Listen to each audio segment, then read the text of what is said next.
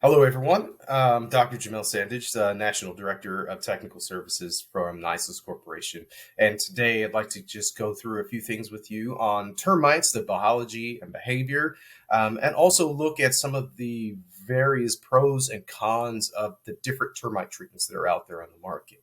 And one of the things that I like to present in the beginning of every presentation is this one statement here. The more knowledge we gather about the pests we control and the insecticides we use, the more professional we appear and the more confidence our customers have in us. So we are the experts, and doing things such as this, listening to presentations, taking this information, implement it in your everyday life, makes you that much more of that professional and gives you more confidence to succeed. So I always like to say this in the beginning because it is very important to know that wherever you go, whatever job you start, you are the expert on that scene. Now, the topics I'm going to cover today, we're going to talk about different construction types, how termites enter structures, biology, behavior, damage, inspections, and the various tools of inspections.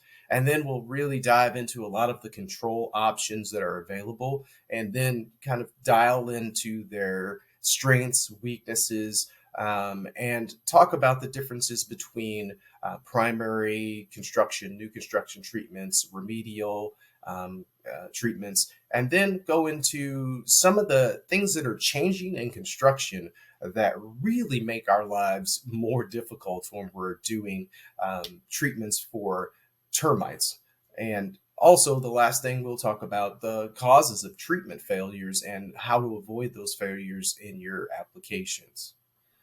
So the types of construction, as you can see from these pictures, there's many different types of constructions, and you have a combination of different types usually on every structure. So having an all steel structure, there are only about 0.5% of those in buildings, and concrete about 9.5%, and then the rest of these things are made out of wood. And that's very important because this is where our termites and other wood destroying insects come in. Now, building codes for mortgages are one of the main topics that you need to be aware of, and I would urge everyone to go look at these documents, the IRC 3031A and the HUD 99A, if you've never read those before, because it really goes over all of the subterranean termite control methods that are to be used, that can be used, and the combinations and specifics of each one. So this is one thing that you can look at to when you're determining what methods you're going to use, or whether to make sure that you're covering all your bases as well. So you can see in here, there's a number 1 through 6, chemical termiticides, termite baiting, pressure treated wood, naturally durable termite resistant wood, physical barriers, and cold form steel framing. And we'll really go over all of those, and we'll really talk in detail about some of the specifics of those and what are the pros and cons of those different things. Now, HUD, VHA, HUD, FHA, and VA all require termite treatments in specific zones. So you can see most of the United States is actually covered besides the most northern regions where you really don't see a lot of, especially subterranean termites in those structures. So you see dampwood termites in some of those areas, but you really don't see a lot of subterranean termites in those areas. Termites are the effect. Conducive conditions are the real problem when we talk about termites. Whether these issues are the result of leaks or gaps, cracks, moisture, just a simple fact of being in disrepair, damages, poor grading, water going towards the foundation, and wood decay, and other such things. So really, when we talk about just about any pest issue in a home, these are many of the reasons that those pest issues start and much of the reason that they continue and proliferate. So let's take a look inside of a termite nest and see what we see. Now, number one, we usually have a king and a queen. And, we have a queen, which is a very large reproductive, and you have a primary king. So you have soldiers in mature colonies. In small starting colonies, you usually don't have soldiers, but you will always have workers. So every colony generally starts with the king, the queen, and their workers. It gets really complicated. It can be complicated, but I'll walk you through some of the changes because termites are very flexible in their reproduction and how they accomplish that. And so within those colonies, oftentimes you'll also see winged reproductives, or known to us as alites, and those are just the young kings and queens before they prepare for flight.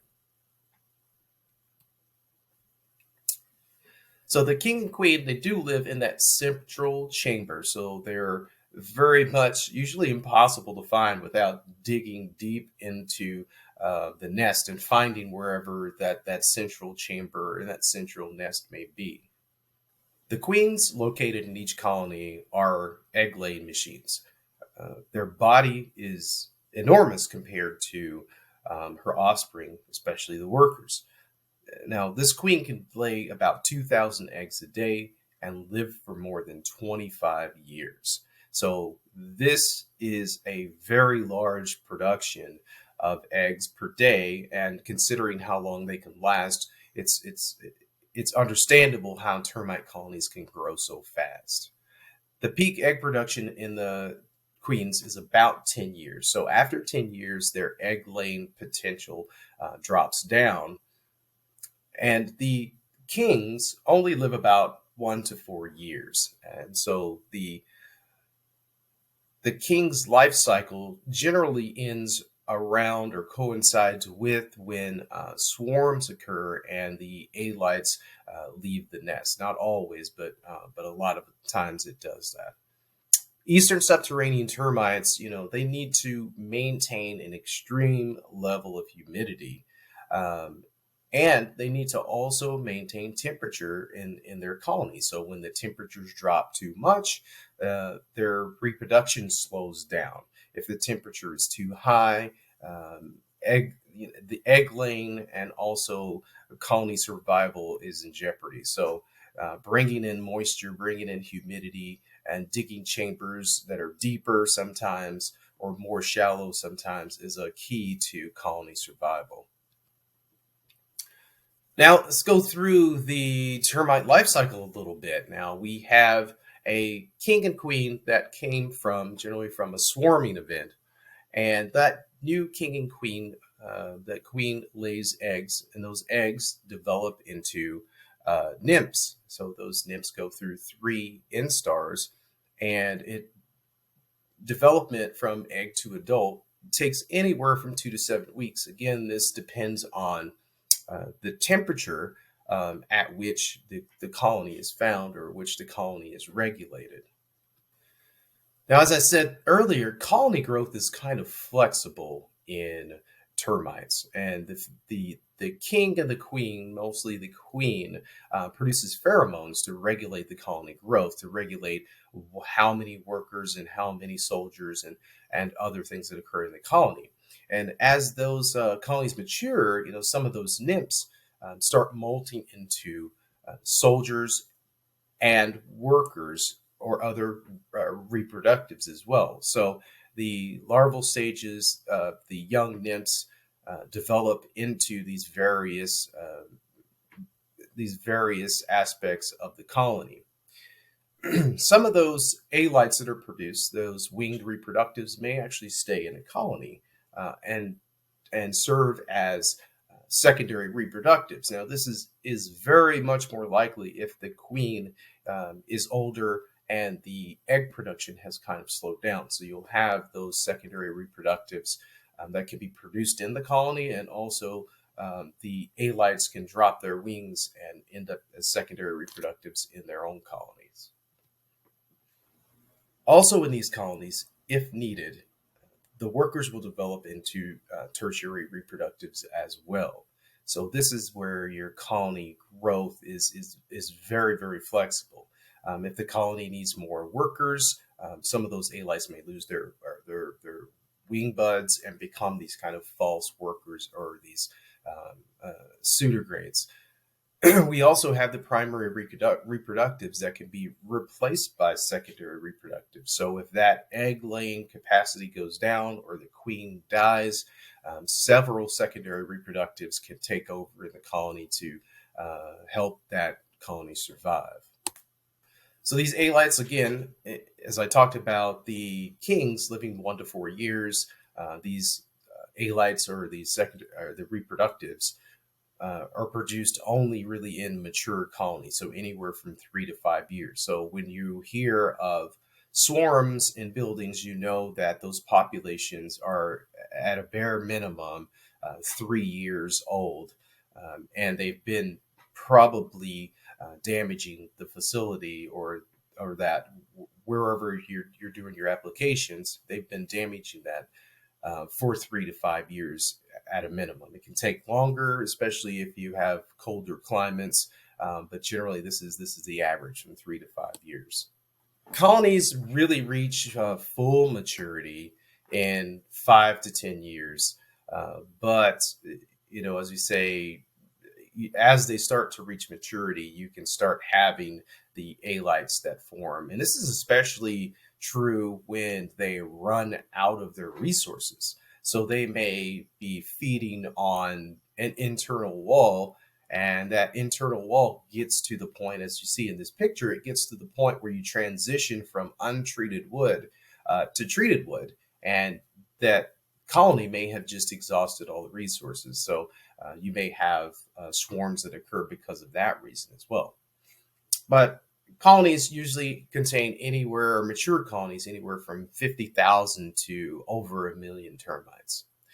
And again, that colony to growth is really, really dependent on the environmental conditions and the food sources. So if you live in an area where you have very, very harsh winters, you're going to see that colony growth is really, really stagnated, probably from September all the way through March of the next year. So your colony growth will be much, much slower in those areas.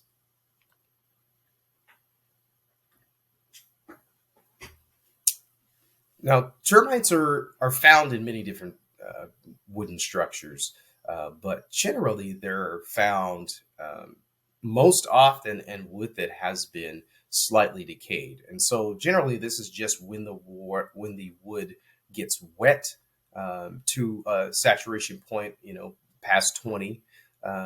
And we will see oftentimes that decay starts around that 20% moisture level as well. And with the subterranean termites, the tubes are constructed from the ground and from the soil into the wooden structure. And of course, they can travel. I'll show you some pictures later, but they can travel up concrete and stone foundations. They can travel on metal. They can use expanding foam as a protective layer to tunnel through.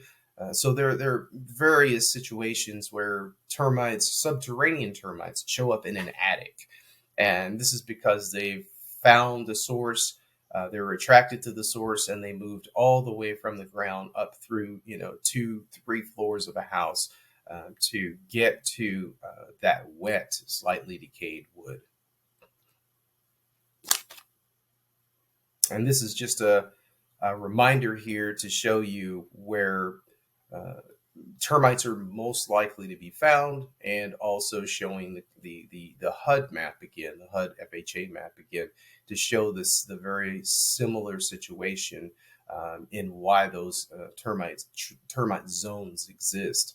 And you see, of course, your heavier bands down south in the southeast, where you have not only subterranean termites, but a lot of times you're going to have drywood termites in many of those areas as well.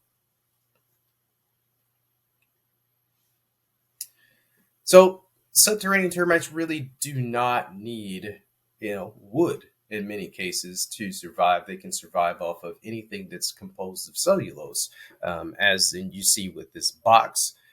Any composite wood, sometimes you can have those. And as you see in this picture on the left, you can actually see where the termites have damaged the wiring in the house as they fed through the wood that was attached to uh, that power cord or that power line. So they can cause damage in many different ways, not just to wood. So in this case, you see that they are causing damage to the wires behind the wood or behind the wall as well.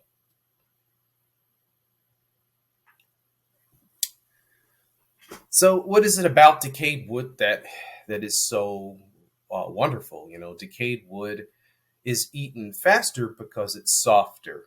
The wood decay also promotes the digestion, and with the wood decay, you're going to have a lot more moisture being held in that piece of wood as well. So in these pictures to the right, you can see that there's a high level of moisture and also that wood decay that's very easy to see. Now, if I put out the laser pointer here, I can show you that this is a piece of dry wood that's over it, that's under an overhang, so it did not get wet and it did not develop that decay fungi.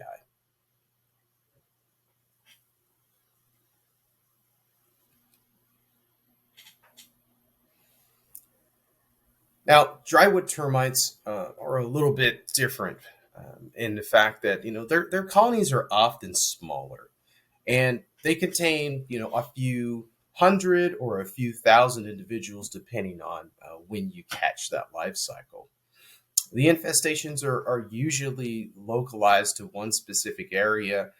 They don't tend to infest extremely large areas. It's usually one beam in the attic, but they'll eat that entire beam before they spread to other beams. A lot of times, you'll see them in utility poles and in other construction members and things such as that. But usually, they're more localized than subterranean termites. Subterranean termites tend to come in and spread out, whereas the drywood termites tend to stay in one spot a little more often. Of course, because their colonies are smaller, they need less food to survive, or less food for that colony to survive. Now, we looked at the drywood termite range earlier, and excuse me, the subterranean termite range earlier, and how it overlaps with this drywood termite range as well. So you can see that the drywoods are mostly found in the south and along the coast. So you really have extreme cases of drywood termites in Florida and then in Southern California and those areas, but you really have significant problems moving north now. So where you see these light populations, those light populations have been creeping further and further north over time. So we're seeing these more, and probably in the Atlanta, Georgia area, and northern areas that are not represented on this map. Of course, these can also be transported out of their range, in they are oftentimes in lumber, but a lot of finished goods like hardwood flooring and mulch for yards. So even if you're in a range where an area where drywood termites are not very common, you may come across drywood termites. I was in Kansas for a long time, and we had drywood termites show up in the Kansas City area. And of course, it only could have come from a few different sources. So the source of that infestation ended up being wood flooring that was manufactured in the south of Florida. So we're able to isolate and fumigate that situation because there was really no chance of it spreading outside of that general region because the conditions are not conducive to their survival.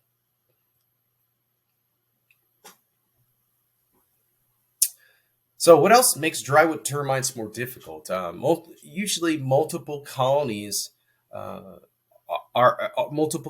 often found at the same home. You may have as many as 5 or 6 different small colonies throughout that home if your home is very susceptible to termites entering in the various cracks, cracks and knot holes and missing screens and missing vents and around door and window frames where the flashing or the molding um, or the caulking or window sealing has failed. But really, these termites can get in anywhere they can find access. So they can find very, very small cracks that they can use for entry. And those populations, as I said, they're smaller and they grow a little more slowly than a lot of subterranean termite nests. So you really have to be very thorough when you do inspections for drywood termites because they could come at any time and they can find anywhere because they eat dry wood, as their name sounds. They don't require that high level of moisture. So again, found in drywood, no soil contact needed, no external moisture required. Um, their galleries run across the grain, so I'll show you a picture of that in a second here. But they run across the grain and they're smooth. So the fecal pellets, you have these six-sided fecal pellets that you've seen in a couple of pictures here now, and they're really able to extract all of the moisture out of wood. You don't think of dry wood as having moisture, but generally the wood in homes is around anywhere from 14 to 16% moisture at all times. So there still is a lot of moisture that's in those wood, that's in that wood. The big thing down here to notice is that this wood could be infested for years, 10, 15 years, and they can go completely unnoticed. So in the regions that have drywood termites, it's very, very important to make sure people do inspections and to make sure those inspectors are well trained to detect these early stages of colonies. When the colonies are, very, very small, 15 to 20, 30 individuals, this is the perfect time to find, to seek out and destroy those colonies before they can grow to the size where they start causing significant damage. So let's look at identification a little bit more. Dry-wing termites tend to be a little lighter in color. Subterranean termites tend to be very, very brown to black. And drywood termites have more veins in their wings than subterranean termites. The drywood termites is also a lot larger. So the body size is a lot larger even compared to their wings. You'll see a lot larger body size to wing kind of ratio with the subterraneans, excuse me, with the drywood termites. So looking again at the wings and the wing venation, you can see that the drywood termite has 1, 2, 3 veins on the leading edge of the front wings. And the drywood termite is much larger. So you will really, really start to notice with those two characteristics, just being able to look at the size of the body and knowing the number of wings and also the coloration will give you a big clue as to whether you have a subterranean alite or whether you have a drywood alite. Now with drywood termite damage, the cavities appear very clean, very smooth. There is no mud, as you see with subterranean termites. So with the drywood termite damage, the fecal pellets that we just discussed are usually ejected from the galleries. So that's why the galleries are are very clean. And so you'll see those fecal pellets oftentimes out on the outside on the outside of a home on the ground, or you'll see them if they're in an attic. You'll see piles of what looks like sawdust, but when you pick it up, you'll notice that they're more like it's fine little granules than they are any kind of a dust type material. So they're like little grains of salt if you rub them in between your fingers. So you can feel texture, not just a powdery kind of a finish. So here's a close look at those fecal pellets right there, and you can see that they are kicked out usually in the same spot, and they build these little massive piles of the drywood fecal termites there. So these are very, very hard, and they're very dry fecal materials. As we discussed, they can extract the moisture out of even the smallest amount of moisture that's in that wood. They can extract that wood for their colony survival. The other thing to realize is that the color of these pellets often coincides just with the particular type of material that those particular termites have been feeding on, whether it's a darker grain wood or it's a lighter grain wood. Now let's compare that to subterranean termite damage, where the biggest thing you're going to see is that you're going to have mud. So that mud is brought in because that colony needs to maintain that level of moisture that's in the wood. And so as they're removing the wood, they're also removing the moisture. So they have to bring in more moisture in order to survive. So the subterranean termites actually consume the spring wood, and so they go with the grain of wood. And so once you see a lot of damage, you compress the layers with your hand, and you'll see that it's just like layers of paper at that point, because the layers are so thin from them eating the spring wood that's in between all of the veins.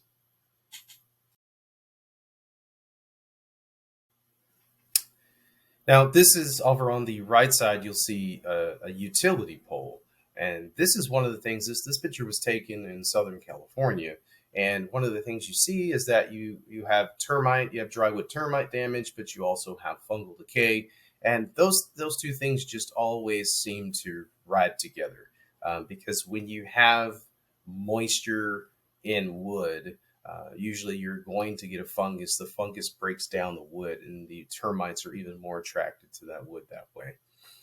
So when we talk about termite damage, so whether it's drywood termite damage or overall termite damage from subterraneans and drywoods, the numbers are really subject to scrutiny, because the people really don't collect that specific type of economic data across the nation.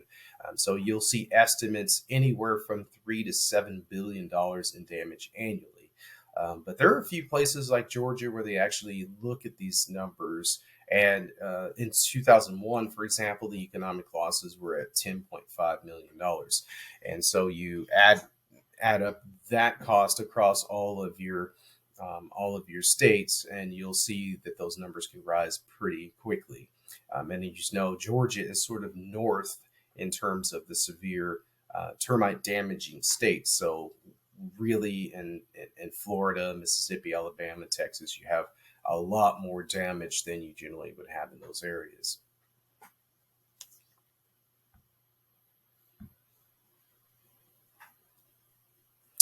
Now let's talk about inspections. Now, termite inspections are extremely important.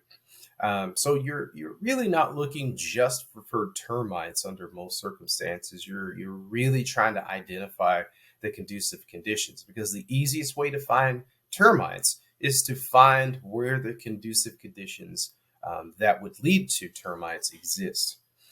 So you really want to document any activity, and you really want to pay close attention to the treatment approach.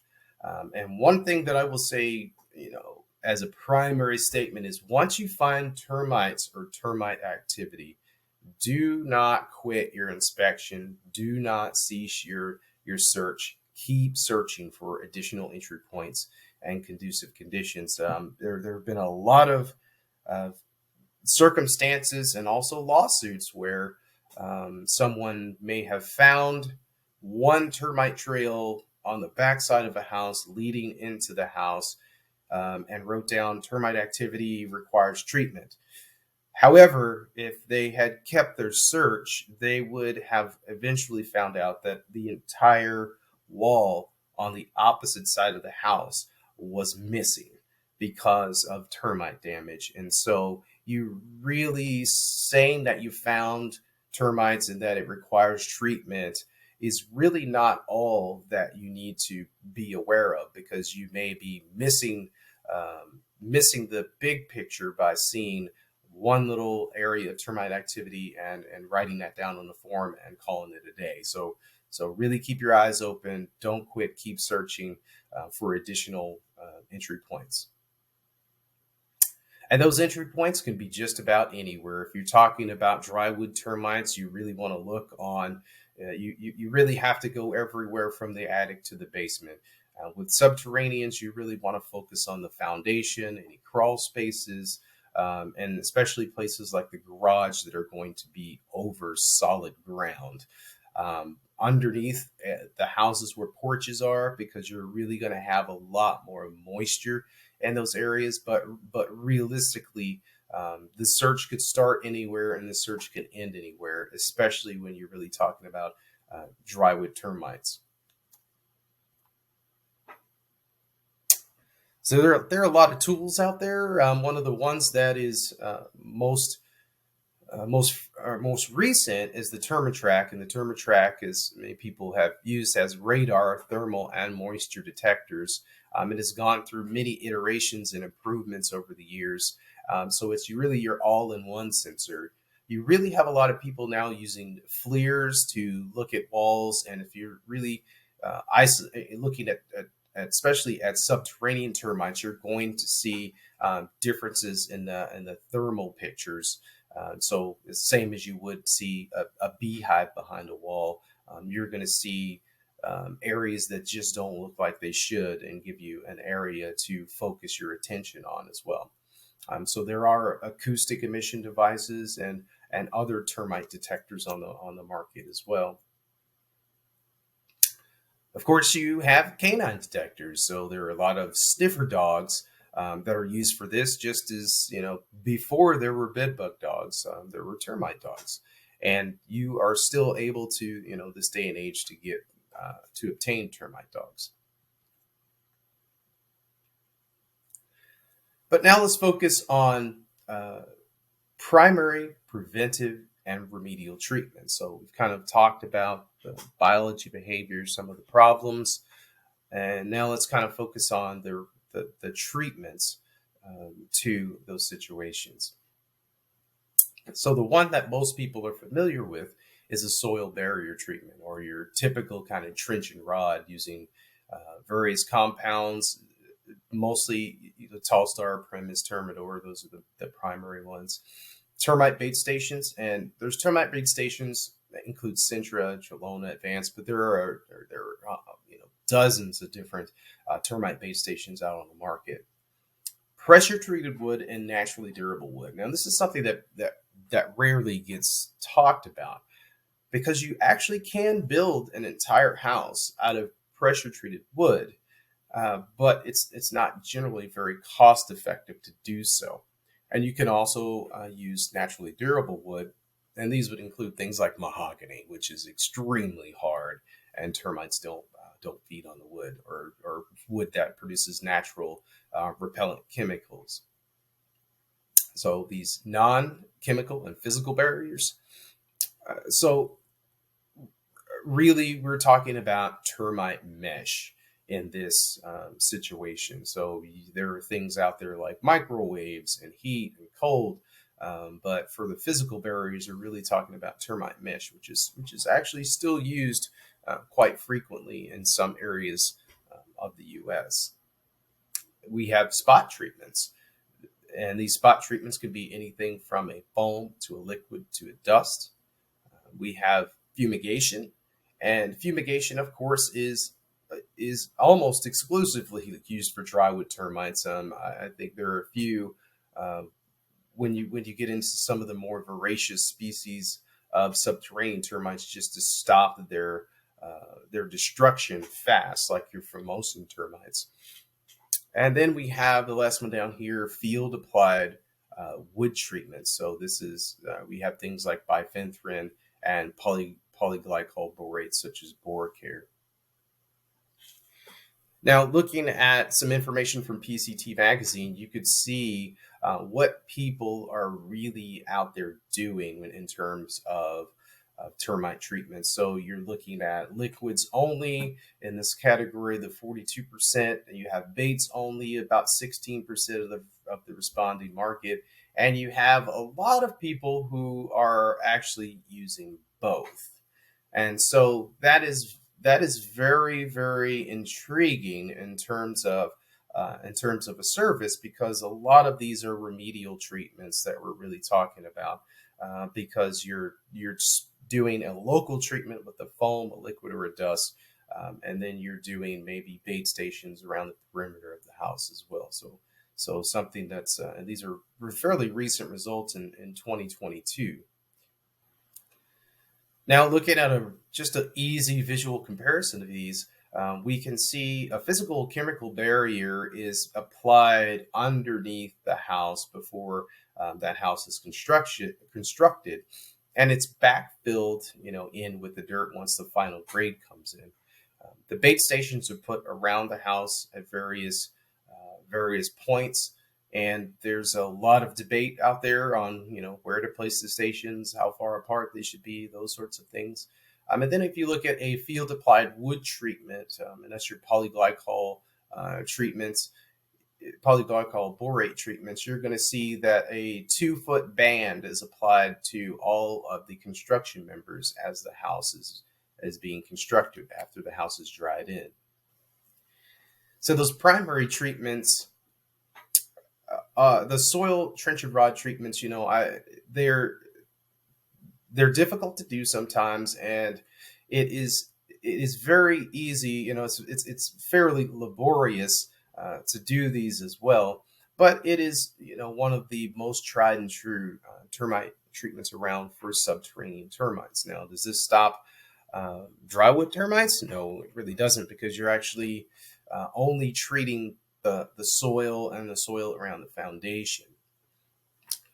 And as one of the other slides said, many of the companies use a variety or a combination of techniques when active infestations are found. And even some of the pre-construction treatments that are done, people will opt to use several different techniques for that procedure. So our termite baiting systems, they primarily use insect growth regulators. So they're primarily feeding stations that the termites have to find and feed on the bait and transfer the bait throughout the colony. And they can be used for both new construction and post-construction treatments. Field applied wood treatments, so again, your bifenthrin, polyglycols, they can be used for both new construction and post-construction as well.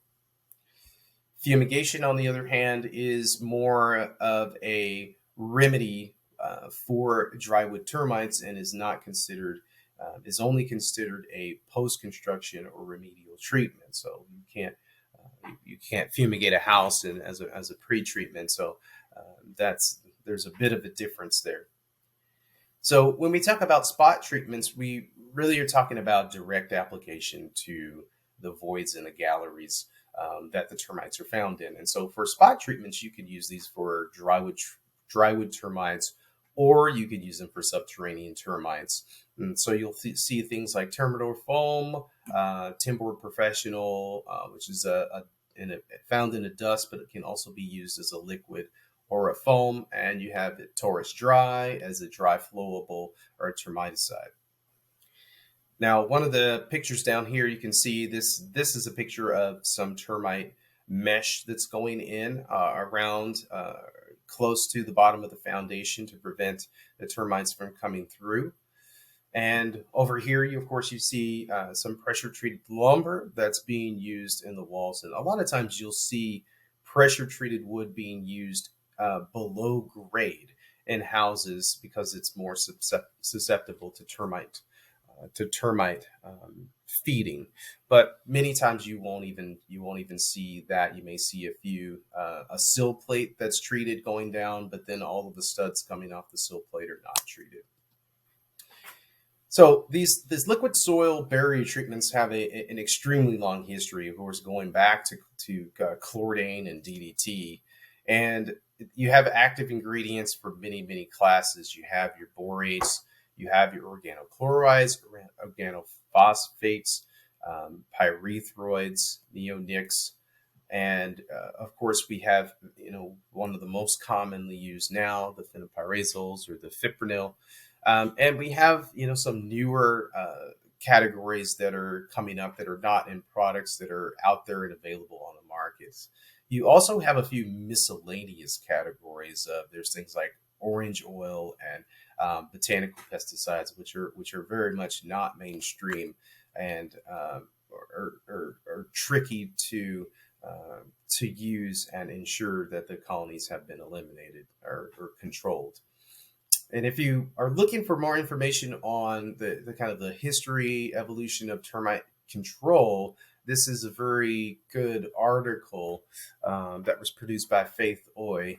And it really just goes over all of the various compounds and how the history of them of termite treatments began and how we've kind of evolved over time. So a very interesting article to read. Now, termite bait stations, you can have termite exterior and interior stations. You can have monitors. So there are monitors that do not have any activity in them or no termiticide in them at all. But mostly, you have your Centricon, your Hex Pro, which are Novaflumaron, and the IGR to prevent termites from molting. And you have your advanced bait stations, probably the 2 or 3 most common on the market. So again, they're inhibiting the production of chitin, so it's stopping termites from molting. So the good things about termite bait stations are that they're very easy to install, and you require very few tools, and under most circumstances, they can be highly effective. So all of these treatments can be effective when they're used correctly. But each one of these has their benefits and each one of them has their weaknesses. But, direct wood treatments are the next category I wanted to talk about. And why would you prefer to use a direct wood treatment? So the ultimate goal of termite control is actually to protect the wood and the structure because the wood is the most expensive item in a new home. So these houses are 90% wood and 10% everything else that goes into the house. So protecting that wood is actually very important. Now, using borates to protect the wood is something that's been around for hundreds of years. It's easy to use and very simple to apply with minimal equipment. It's a very green standard practice, and the borates and the way they work, they diffuse into the wood and they stay in the wood for the lifetime of the wood. So they can be used on new construction, so those pre-treats, and they can be used for remedial active infestations as well. So using a direct wood treatment of a borate is beneficial for many things, but it's also beneficial because you're protecting against subterranean termites, dry wood termites, wood borer beetles, carpenter ants, and wood decay fungi. When you're doing in-ground injections or you're putting out termite bait stations, you're really only targeting subterranean termites. So you could still have things like wood borer beetles that get into the wood underneath in a crawl space and cause quite a bit of damage.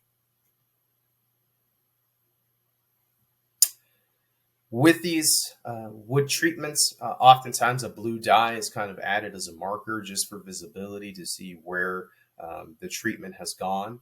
Those treatments can be used on concrete. They can be used on many other surfaces, and you also have the option to treat the entire house. So you can treat every single square inch of wood that is in a house when you use a product like Boracure or polyglycol borate. Now, with a word of caution here, I will say that there are many different borate products on the market, and there are some that are they're very much not interchangeable. So, glycol borates with a 23% DOT formulation are acceptable as new construction standalone treatments. Now, some people have used Timbor, which is a 15% DOT solution, and use that as a primary construction treatment, but that is not allowed. It is not a new construction standalone treatment. So that's something to kind of be aware of, not to confuse the borate systems and the formulations, because they do have very, very different pathways in the wood, and they also have varying ways in which they diffuse into the wood and lock into the wood as well.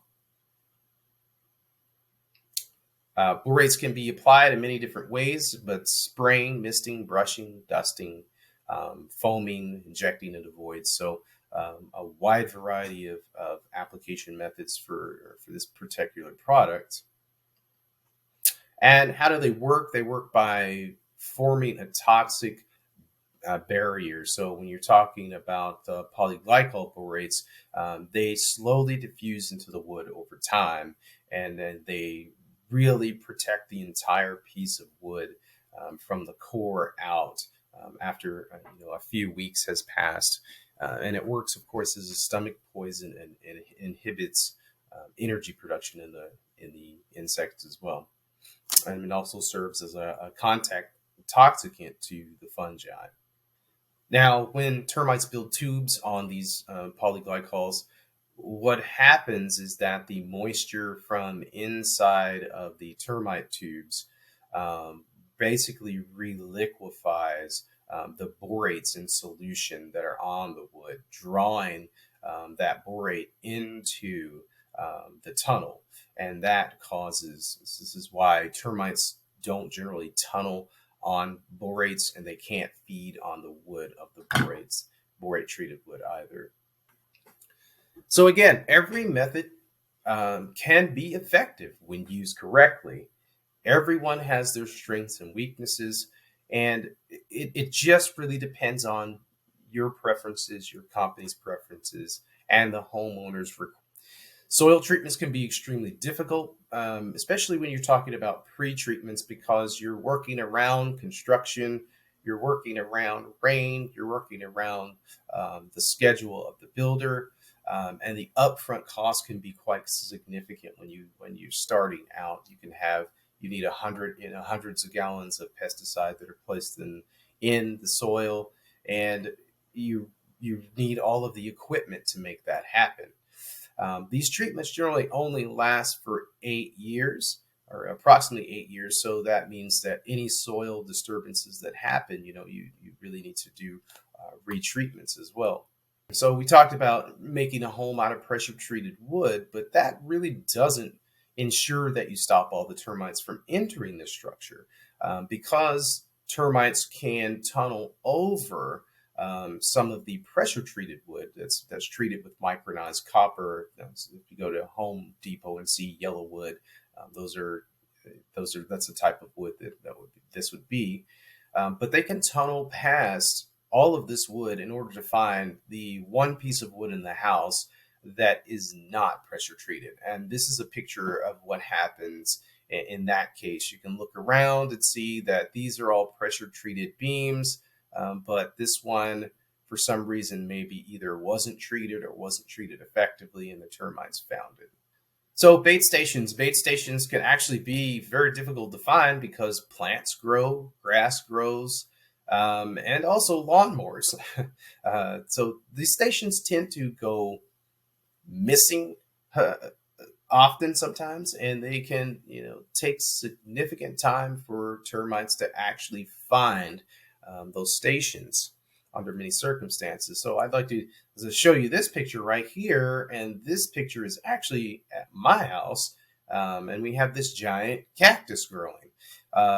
2 weeks ago, this bait station was completely covered by this cactus.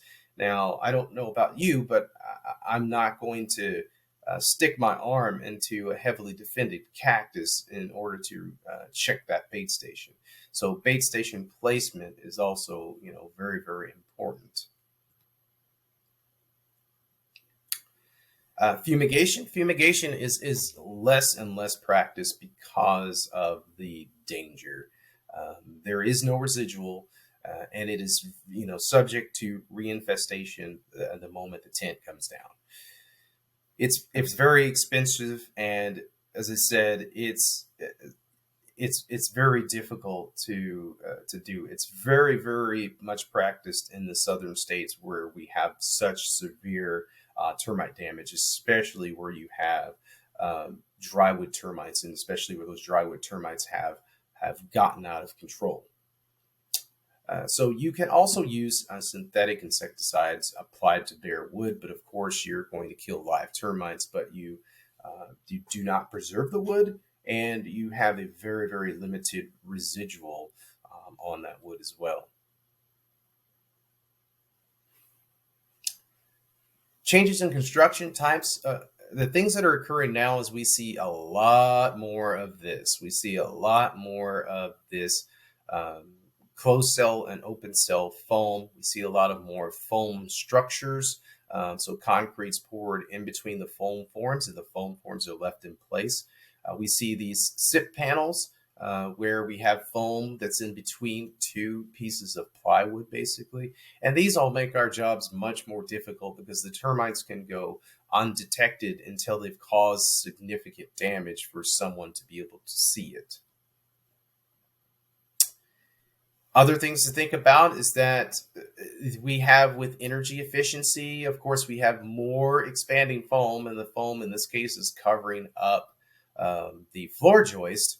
And one thing you see here is that this is actually wood boring beetle damage. And this occurred before, of course, this crawl space was encapsulated, but the moisture was still present.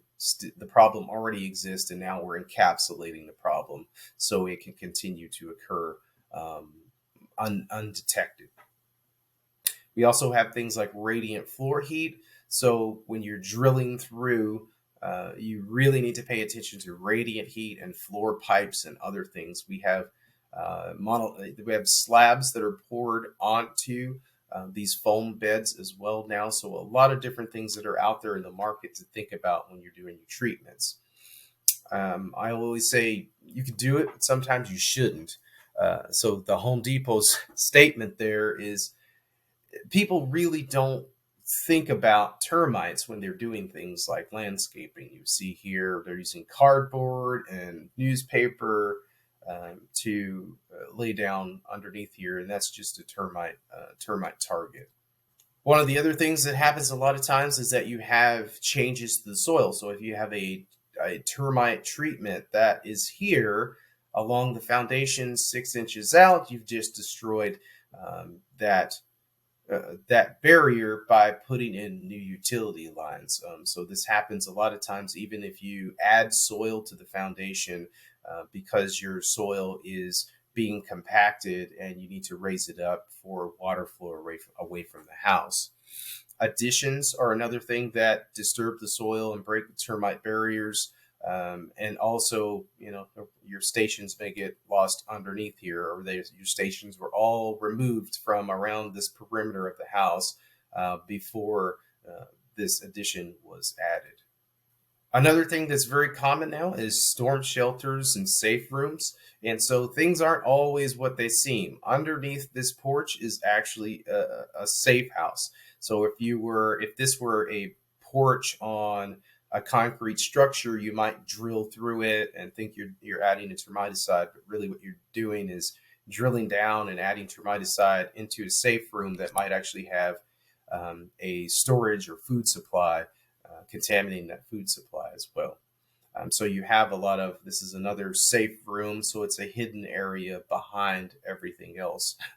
And I've really already talked about the insulation and the XPS insulation, the foam panels, and how termites can tunnel through it. They can tunnel around it, and they actually help by maintaining moisture once the termites bring the moisture into that area. Again, each construction type is different, and knowing a lot about construction is very, very important to uh, effective termite inspections and also effective termite treatments, and knowing which treatment to choose in which certain circumstance. There are problems with every treatment, and with borates, there are things like people forgetting to apply to the plumbing penetration.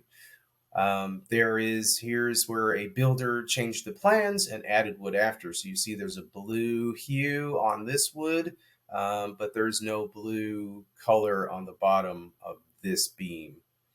Over here, you see where someone has applied blue dye, but they did not apply the insecticide or the polyglycol borate to the surface at all. So again, in conclusion, all of these termite treatments can be highly effective. It really depends on the time frame, the damage, and the condition. So if you have voracious, fast consuming termites such as formosans, you really don't want to depend on them maybe finding a station. You really want to do a combination of treatments, so that you can kill any active infestation that's occurring, but also prevent any additional problems from occurring. So no treatment is a substitute for proper construction, proper grading, and correcting conducive conditions. And so I would like to, say that it is very important to learn all of the different types of treatments that are out there on the market, because you will oftentimes come up against situations that you've never seen before. And knowing all your options and having all of those options available at your fingertips is very, very important. And in conclusion here, I would like to thank you for the opportunity to speak. And I will have my contact information here if anyone would like to contact me to ask me any more about any of the processes, procedures, inspections, or the applications that were talked about in this presentation. Thank you very much, Dr. Jamal Sandidge from NICES Corporation.